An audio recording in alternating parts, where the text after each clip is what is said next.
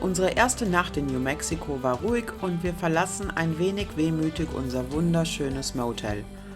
Ein Kaffee noch in der Morgensonne und dann heißt es Abschied nehmen von Dawn und Robert, den Besitzern des Blue Swallow Motel. Dass wir das Blue Swallow weiterempfehlen, sollte klar sein. Wer hier nicht wenigstens versucht, ein Zimmer zu bekommen, der hat wirklich ein wichtiges Stück Historic Route 66 verpasst. Wir fahren noch einmal durch Tucumcari und dann sind wir auf der nächsten Etappe. Ziel ist Santa Fe, die Hauptstadt New Mexikos. Sie liegt tatsächlich an den Ausläufern der berühmten Rocky Mountains und auf gut 2000 Metern Höhe. Santa Fe ist somit der höchste Punkt auf unserer Fahrt über die Route 66. Hier, der Wohnwagen sieht geil aus. Hier kannst du mal ein Foto. Sieht geil aus, oder?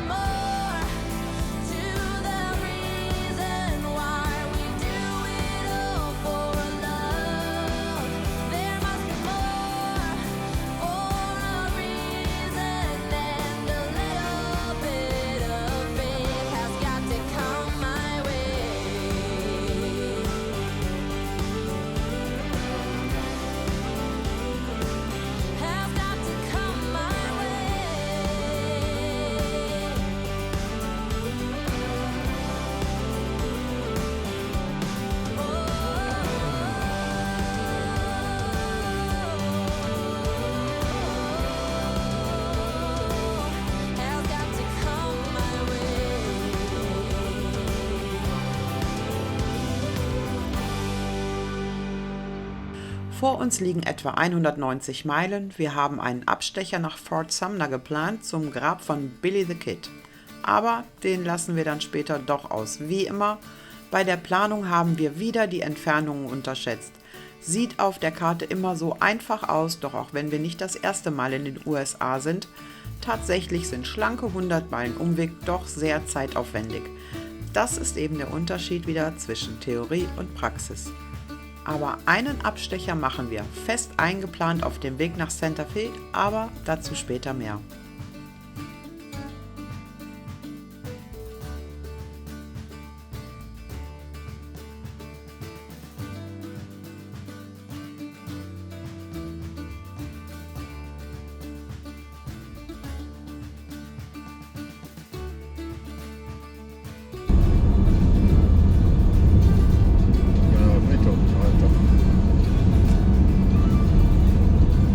Da fährst du natürlich Hättest du jetzt die Frontage Road, wärst jetzt durch die roten Felsen gefahren.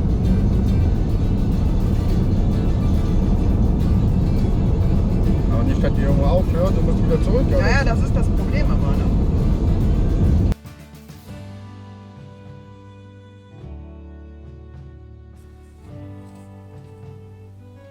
Wir fahren durch New Mexico und sind fasziniert von der Landschaft. Es fühlt sich teils an wie eine Wüste, ist es aber nicht. Eine Fahrt eben durch einsame Landschaften, frühmorgens schon sehr warm und immer wieder kommt bei uns die Frage auf, wie es damals wohl war, auf der Route 66 ohne all den Komfort, den wir heute haben.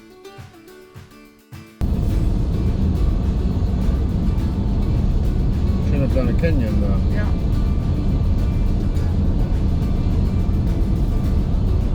Wie schön ist Panama und wie schön ist New Mexico. Ja.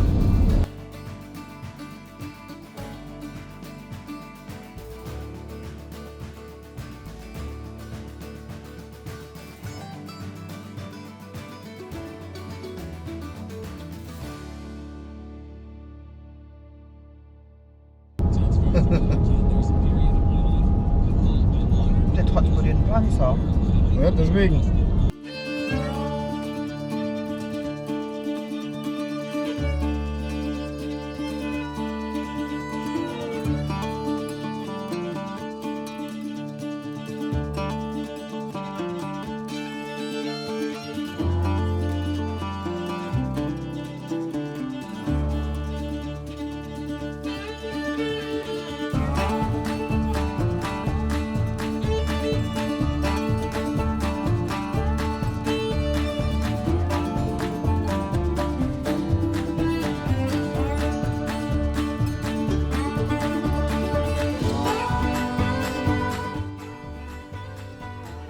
Wir kommen in einen kleinen Ort namens Newkirk. Als 1901 die Eisenbahnstrecke herkam, bekam die kleine Ansiedlung ihren heutigen Namen nach einem gleichnamigen Ort in Oklahoma, aus der einer der hiesigen Siedler stammte. Vorher hieß der Ort Conant nach einem Bauern, der hier lebte. Newkirk blieb immer eine kleine Ansiedlung, trotz der Blütezeit der Route 66 in den 1940ern sank bereits die Einwohnerzahl. Bei der Volkszählung 2010 hatte Newkirk offiziell 7 Einwohner, viel mehr sind es heute wahrscheinlich auch nicht. Aber immerhin gibt es eine eigene Postleitzahl und eine Tankstelle, in der es, wie in den USA üblich, eigentlich alles gibt, was man so zum Leben braucht. Eine typische Ghost Town.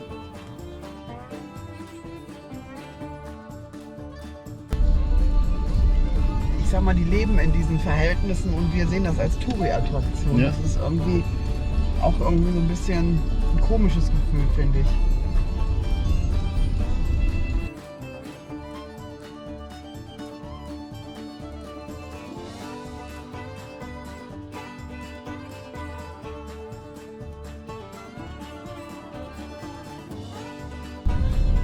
Was hat denn jetzt hier gerade ein Boot angefangen? Conchester, da ist garantiert ein See.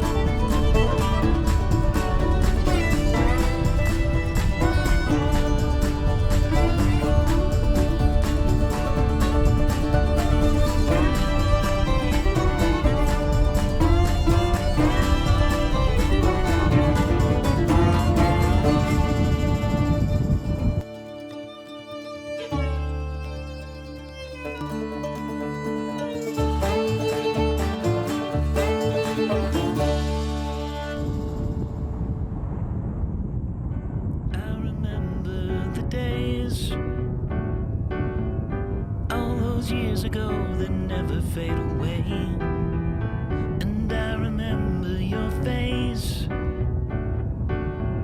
when you hit the ground. I can recall the time and place on a midnight walk through the old streets, trying to turn back the clock to the days of old, back to the days when all the things we knew were made of gold. As the world moves on, song. In the old neighborhood, as the clock strikes one, the memory lives just as it stood, like a quiet dream. The shadows of that time. Wie wäre das denn jetzt, wenn die geteert und glatt wäre? Wäre ja langweilig.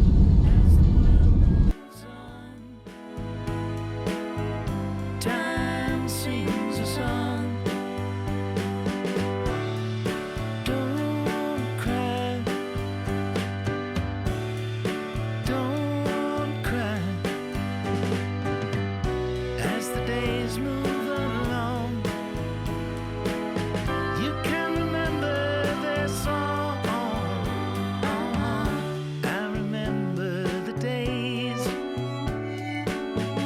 Looking back, I can't see clearly how we had it made, and I remember every face. And when I think of them, it takes me to that time and place. As the world moves on, time sings a song. Hier ist Cuervo. Warte mal. Da kommen ja die. Das ist besser, die 360 zu machen.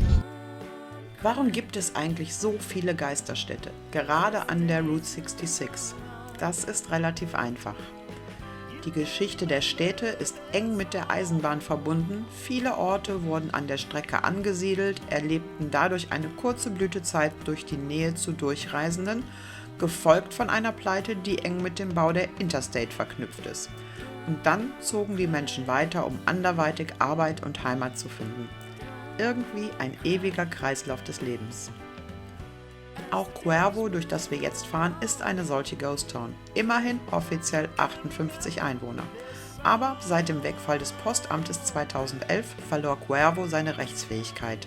Diese Geisterstädte haben etwas gleichzeitig Melancholisches, aber auch Unheimliches. Also im Dunkeln möchten wir hier vielleicht lieber nicht durchfahren.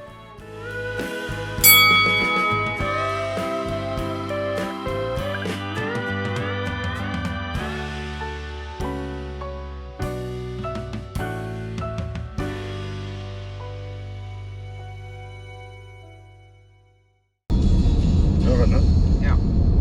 Hätte jetzt mal stoppen müssen, wie lang der jetzt wäre, ne?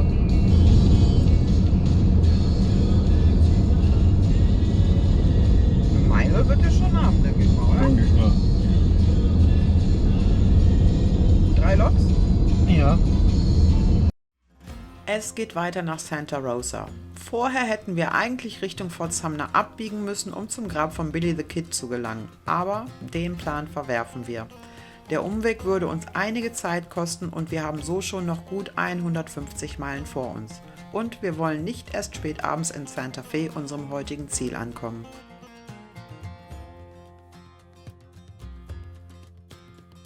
Chinesisch Restaurant, das sieht ja. Ja. Also rein nach Santa Rosa, das größer ist, wie wir dachten, und ein Stopp am Route 66 Automuseum. Nett, aber ein Stopp ist unserer Meinung nach nicht zwingend erforderlich. Wird aber auch langsam wieder. Das ist mal blöd, ne? Ja. Ach, guck mal, Meter. Ja, aber ganz alte Meter. Na egal, Meter halt.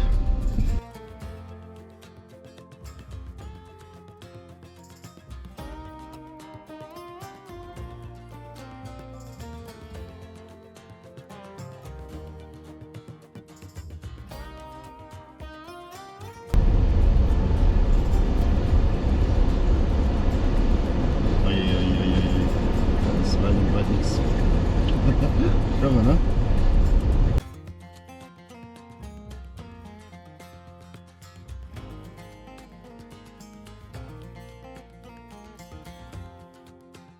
Und es ist schon ziemlich heiß, da freuen wir uns auf ein kühles Bad. Hier in Santa Rosa nämlich ist das Blue Hole, eine Attraktion an der Route 66. Das Blue Hole ist ein Natursee, der zwar nicht groß, aber tief ist und klares, leuchtend blaues Wasser haben soll. Also machen wir uns auf die Suche. Okay, es ist ausgeschildert, aber wir sind enttäuscht und kommen gar nicht erst hin. Beziehungsweise wollen gar nicht mehr hin. Der Eintritt ist zwar wie immer kostenlos, aber am Wochenende darf man fürs Parken $10 bezahlen. Für einen Aufenthalt von vielleicht einer Stunde? Nö. Wir sind in der Hinsicht nicht geizig, aber abzocken lassen wir uns auch nicht. Pech halt, dass wir an einem Freitag hier sind. Da ist man schon clever, die Sache mit Angebot und Nachfrage halt. Wenn schon am Wochenende mehr los ist, kann man direkt mal ein paar Dollar extra kassieren. Wir haben ein bisschen die Nase voll von Santa Rosa, sonderlich sehenswert finden wir die Stadt sowieso nicht.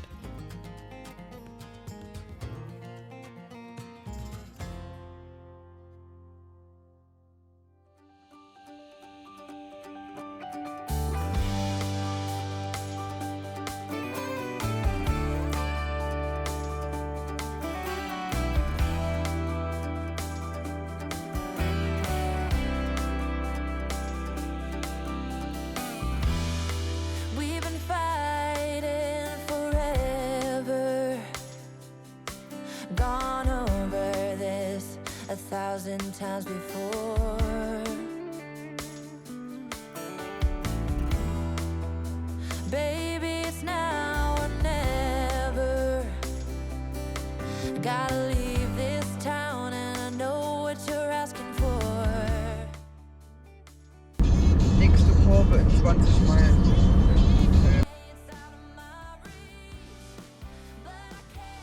Also auf zu dem Ort, auf den wir uns wirklich freuen, Las Vegas. Ja, richtig gehört. Aber wir machen jetzt keinen Umweg nach Nevada. Hier in New Mexico gibt es auch ein Las Vegas. Also aufgepasst bei der Buchung. Oh, guck mal, die Kühe da unten. Ja. Noch ein bisschen spazieren.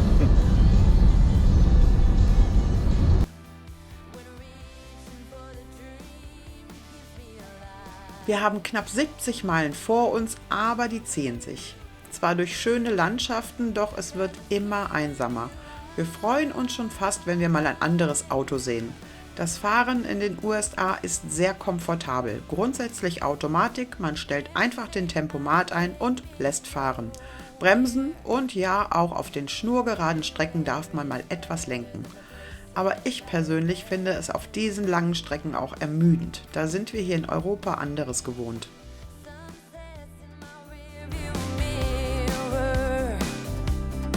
A projection of my old life faded.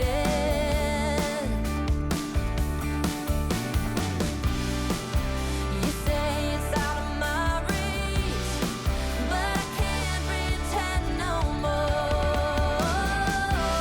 'Cause for as long as I remember,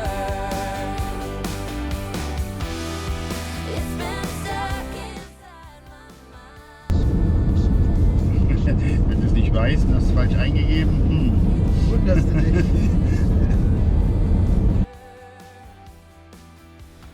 Und dann sind wir plötzlich da. Las Vegas, New Mexico. Und wir persönlich finden das schönere Las Vegas. Immerhin bereits 1835 gegründet und eine wichtige Zwischenstation auf einer historischen Handelsroute, dem Santa Fe Trail. Lost outside of nowhere. A stormy rain tried to wash away the dream. Staff one, it says a worn outside. And the diner's name is California Dreams.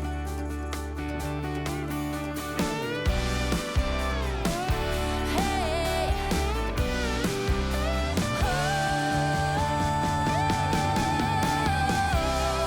for as long as I remember, it's been stuck inside my mind. You can't ask me to surrender. Es ist wahnsinnig heiß, so begnügen wir uns mit einer kleinen Stadtrundfahrt. Blöd, dass wir nicht bis zum Bahnhof gefahren sind, der soll nämlich sehr sehenswert sein. Haben wir aber erst hinterher erfahren. Und wir haben langsam Hunger. Wer denkt, dass in den USA an jeder Ecke irgendwelche Fastfood-Ketten ihre Zelte aufgeschlagen haben, wird spätestens hier eines Besseren belehrt. An der Plaza hat nur ein kleines, unscheinbares Café geöffnet. Nicht viel los, dachten wir, doch weit gefehlt. Der kleine Innenraum war voll, viele haben ihr Lunch zum Mitnehmen geholt. Ein netter junger Mann bemerkte uns und rief uns zu, wir sollen draußen Platz nehmen, er würde gleich kommen. Und ehrlich, wir haben einen der besten, frischesten Snacks genossen. Deutsche gibt es hier wohl auch nicht allzu oft und der junge Mann, blöderweise haben wir nicht nach seinem Namen gefragt, hat sich nach dem ganzen Ansturm kurz zu uns gesetzt und uns ein wenig über Las Vegas erzählt. Schade, wir mussten ja irgendwann weiter. Wir haben uns ausgesprochen wohlgefühlt und wer jemals nach Las Vegas, New Mexico kommt, der sollte auf jeden Fall in Olivia's Café einkehren.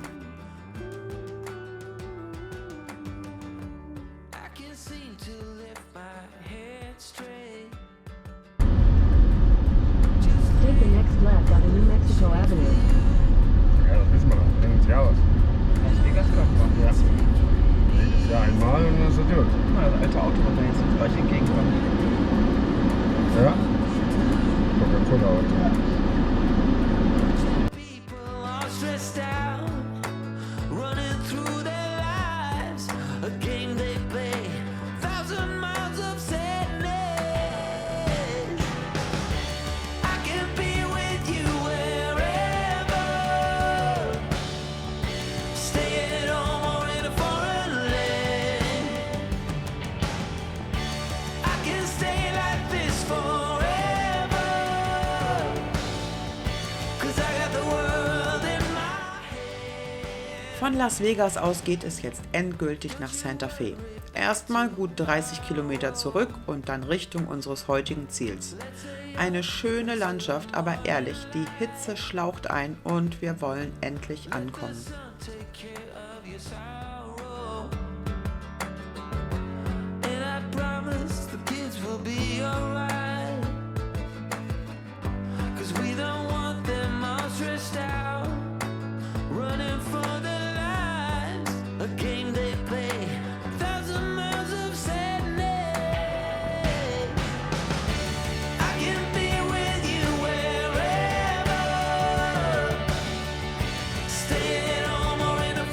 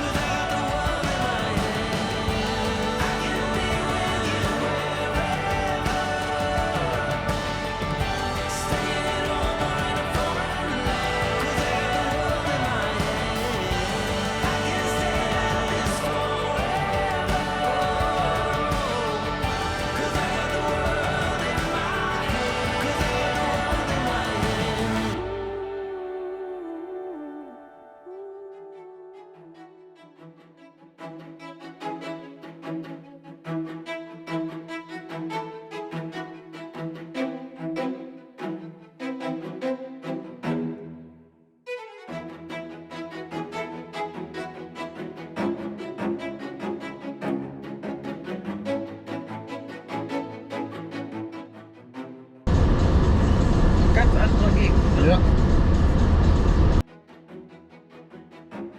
Santa Fe wurde bereits 1607 gegründet und ist die Hauptstadt von New Mexico und eine der sehenswertesten Städte der USA. Ganz anders als alle anderen Städte, hier gibt es keine Hochhäuser, hier sticht vor allem der Adobe-Baustil hervor. Traditionell sind die Gebäude in warmen Erdtönen gehalten und aus luftgetrockneten Lehmziegeln erbaut. Auch das Capitol Building, es hat keine Kuppel und wird als Roundhouse bezeichnet, das einzige Capitol Building in den USA mit Flachdach. Ich dachte, das wäre nur in der Innenstadt, dass hier so hauptsächlich diese Adobe-Bauten sind. Aber ich glaube, die sind gut gegen die Hitze, ne? Wahrscheinlich, das wird schon seinen Grund haben. Ja, ja. Das sieht schön aus. Ja.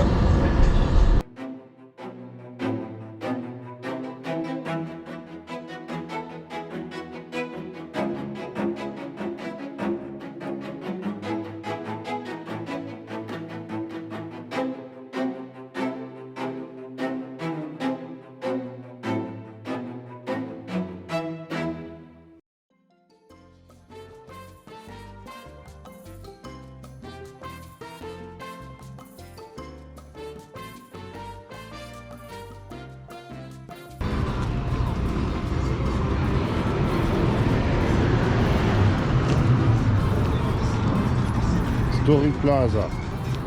Ja.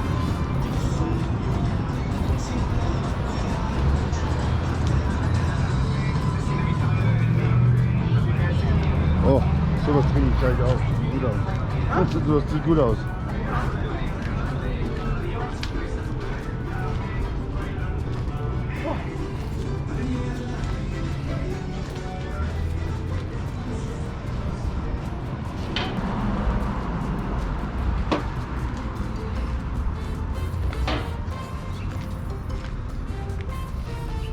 Lecker warm, ne?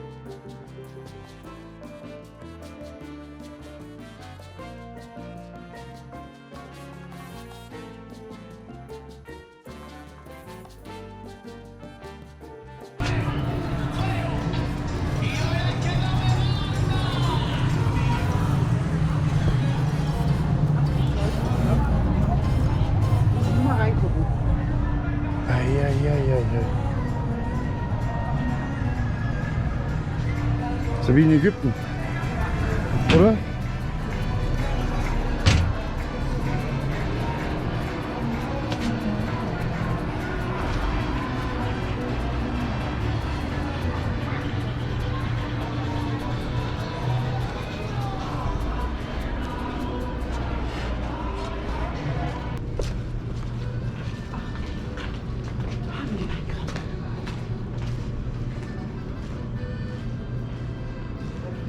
Ja. Ja, so ist mir, als ob ich in Mexiko hier langlaufen würde, oder? Ja, ich hab. Das sieht ja niedlich aus. Guck mal, hier haben wir die ganzen Totenkopf. Ja, ja.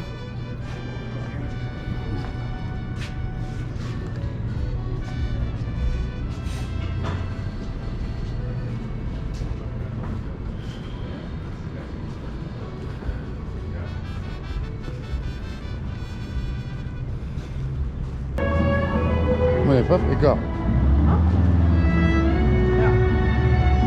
Kannst du kleine Fotos machen? Oh.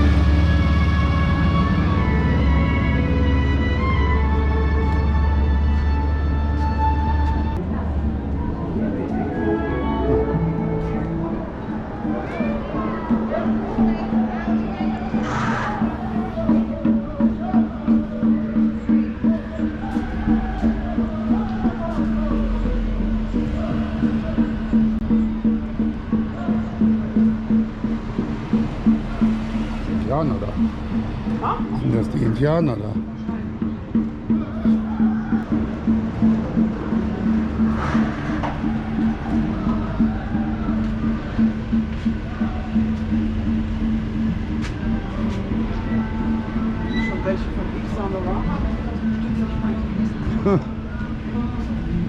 Weiß nicht, die Tür ist zu.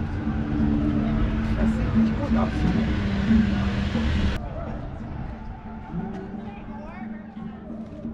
Santa Fe hat Charme, ein südländisches Flair und eine besondere Atmosphäre.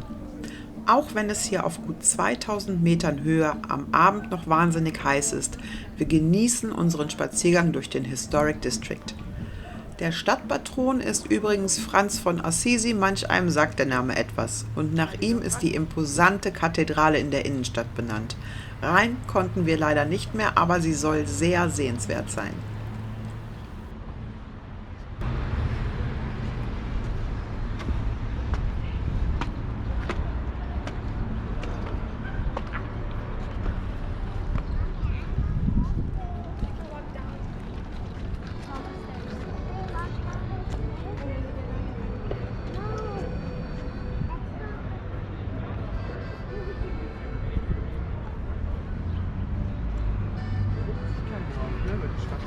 Nee.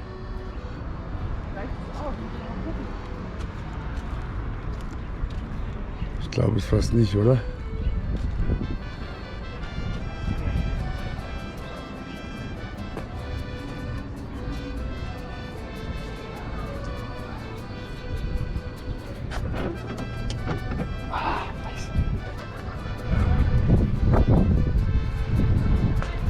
Die Ecke ist irgendwie was.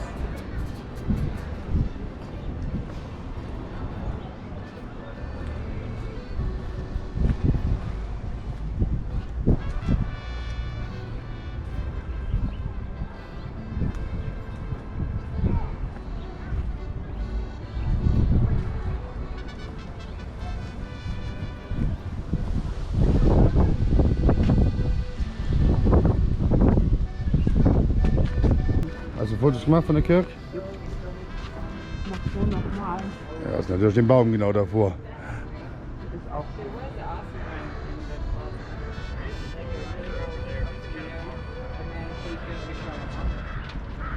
Ich hab ja auch eins ohne Baum.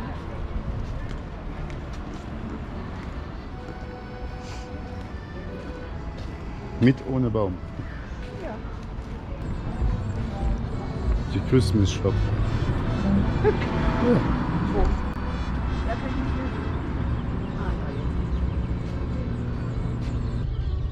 Da haben wir einen großen Nussknacker aus dem Erzgebirge. Julia, guck dir mal bitte diese geile Christbaumdeko an. Ne? Zigarrenschachtel, der Wecker, eine Ananas. Ach, keine Gurke. Ein Totenkopf.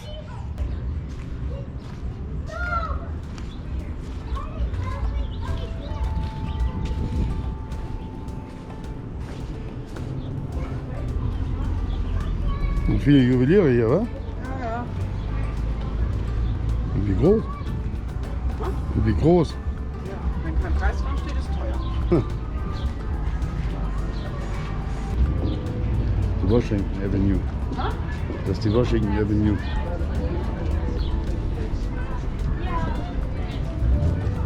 An der Plaza steht der Palast der Gouverneure. Etwas unscheinbar, aber immerhin das älteste öffentliche Gebäude der USA.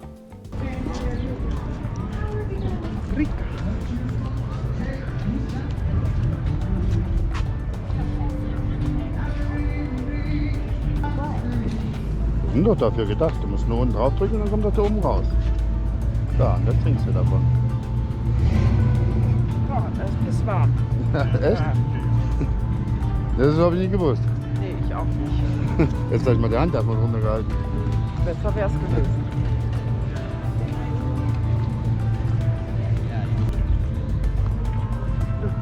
Ich habe jetzt hier gedacht, hier sind so Stände, wo man mal so was kaufen kann. So Paprika. Weißt du? Ein Abendessen gab es im Plaza Café Downtown. Das Restaurant ist eine klare Empfehlung. Viel Hunger hatten wir bei der Hitze nicht. Burger und Co. jeden Tag muss ja nun auch nicht sein. Unser Kellner empfahl uns die hausgemachte Frito, typisch mexikanisch, etwas spicy. Okay, sehr viel etwas spicy. Und dazu ein regionales IPA. Wow. Die perfekte Mischung und erfrischend, trotz spicy. Man sollte ab und an auf die Einheimischen hören. Derart verwöhnt machen wir einen Spaziergang zurück zu unserem Motel, vorbei an vielen schönen Gebäuden und mit einem grandiosen Sonnenuntergang. Ich vermute mal, dass es Seife ist.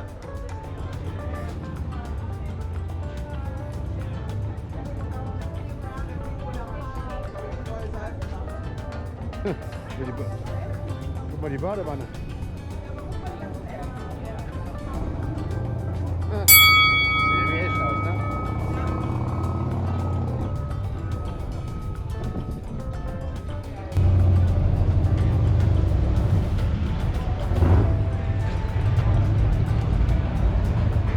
Das Kino sieht ja geil aus, Ja, wenn das ein Kino ist.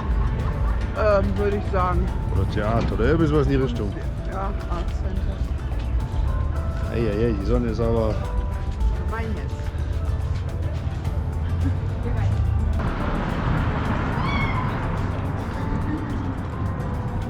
Aber ich muss sagen, das ist eine schöne Stadt.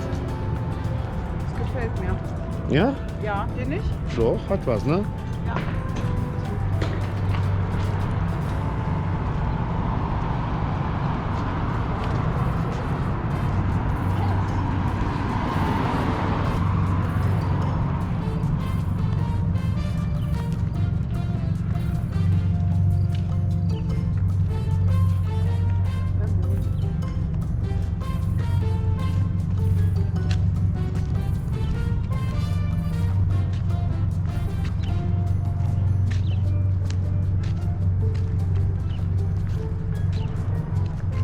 Santa Fe gefällt uns, anders als die bisherigen Städte, und das macht es aus.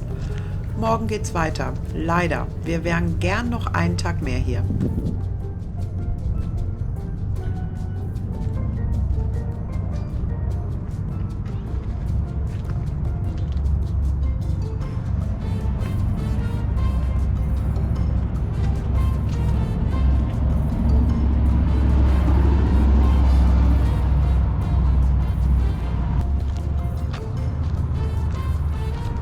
So wäre jetzt eine gute Frage zu wissen, wo wir lang müssen. Und ja, geradeaus. Ja. Typisch mal. Alles an der alten. Irgendwie ans Fahrschach. Ja, so in die alten Säulen noch wieder stehen. Guck mal. Sieht aber geil aus, nein, aber jetzt mit der Sonne. Oder?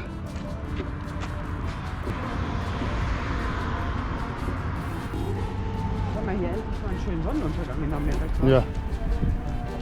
Morgen geht's weiter. Wir fahren nach Albuquerque und haben eine Begegnung der besonderen Art.